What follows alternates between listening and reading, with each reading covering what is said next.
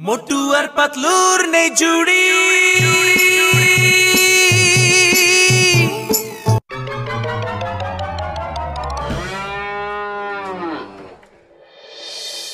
এই যে বাবা চিঙ্গম, এখনো তো তোমার বন্ধুরা কেউ এলো না। আমাদের শুভ মুহূর্তের সময় তো পার হয়ে যাচ্ছে। হ্যাঁ মা, এক্ষুনি চলে আসবে। ওই যে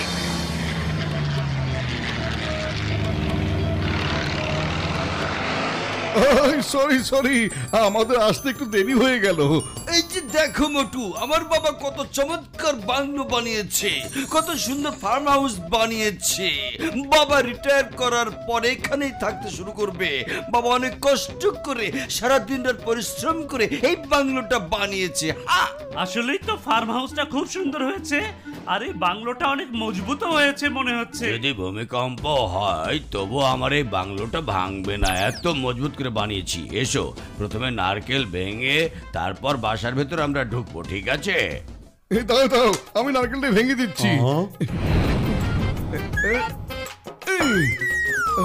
ও সরি সবাইকে বলছি আমি সরি। আমি গিয়ে নারকেলটা নিয়ে আসছি। হ্যাঁ হ্যাঁ।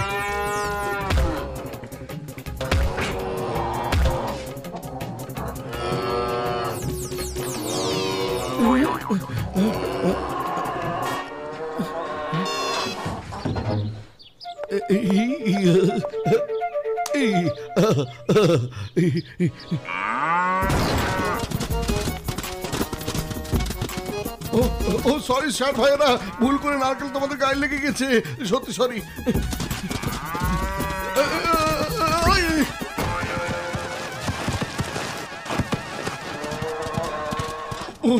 ও না, দেয়ালের এই অবস্থা বাবুল গাম স্যার দেখলে তো এক্ষুনি আমার মাথায় ভেঙে দেবে।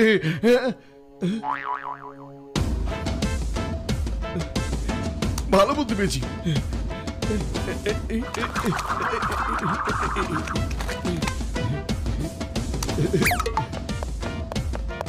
তোমার কি হয়েছিল মোটু? আরে না, তেমন কিছু না, নারকেলটা খুঁজতে একটু সময় লেগে গেল। নারকেল ভাঙার অভিজ্ঞতা আমার 20 বছরের। দাও, এবার আমি ভাঙবো, দাও। আরে বাবুল গাম স্যার, আমার বন্ধু, আপনি ফার্ম হাউসটা খুব সুন্দর বানিয়েছেন রে বাবা। Thank you. এই যে আসো, তোমরা সবাই এই মিষ্টিগুলো খেয়ে ঘোরাফেরা করো, আমি ততক্ষণে রান্না করে আসি। ঠিক আছে মা, এই তোমরা সবাই বাসাটা দেখো, আমি ততক্ষণে আমার আম্মাকে হেল্প করি ভেতরে গিয়ে, ঠিক আছে? চলো।